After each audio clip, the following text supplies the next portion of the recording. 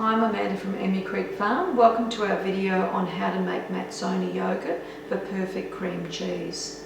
So what I'm starting with today is a matsoni yogurt freeze-dried culture, which I've got from Beneficial Cultures. I've got my instructions, and I'm also using a batch of the yogurt that I've made yesterday, which I'm going to use. So I'm demonstrating this morning about how to start off your matsoni culture, and then also what you need to do to maintain that culture every couple of days.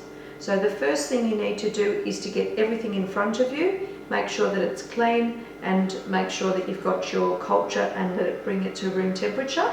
Then what you should do is make sure that you're either using a pasteurised full cream milk. You can use long life milk, believe it or not, or just normal pasteurised milk.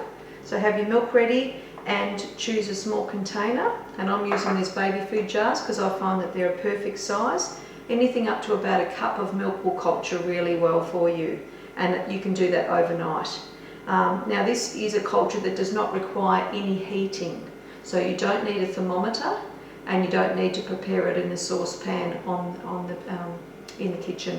All you need to do is to make sure that you keep your culture at room temperature and you give it enough time, so maybe somewhere between 10 to 18 hours, and then you do the tip test to make sure that it's set properly, and once it's set you can put your yogurt in the fridge. So we'll do the first one from powdered culture first, and you can see how you start your culture. So I've labelled my jar, and I'm using half a teaspoon of my yogurt culture with, and I've just filled it up with milk. So what I do is I add my culture and I just mix it through into the milk, just to make sure that it's going all the way through, and try and make sure that you don't have too much culture left over on your spoon.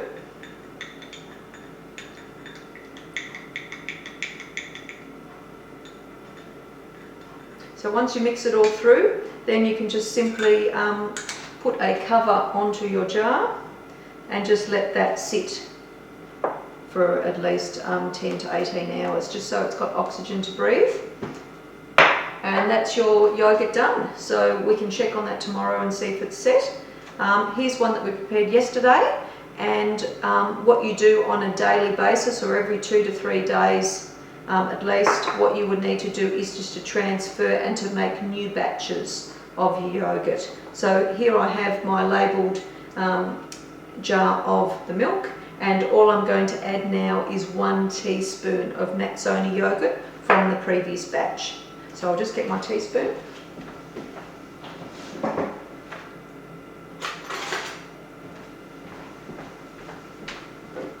So all I do is take my whole batch and get the teaspoon, and then I use this to inoculate and mix through into the fresh milk. And then all I need to do is just simply let that sit for another 18 hours or so. And that's all it is. So once your yogurt is set, you put the lid back on and you put it into the fridge. And you just make sure that your matsoni yogurt is in the fridge, and you're just turning over and making new batches every couple of days. So each individual batch will probably last up to about 2 weeks in your fridge. And you can easily make fresh batches anytime you want to. So it's a really easy yogurt to use to make. It's not very sour, and it's not very sweet. It's sort of an intermediate taste and consistency, and you can make perfect cream cheese with it. So all you need to do is to line a colander and put some cheesecloth in there, and you can make cream cheese by draining out the whey. Or you can go and buy one of these, which is a Donvier Cruzy Pro, and this is what I love to use.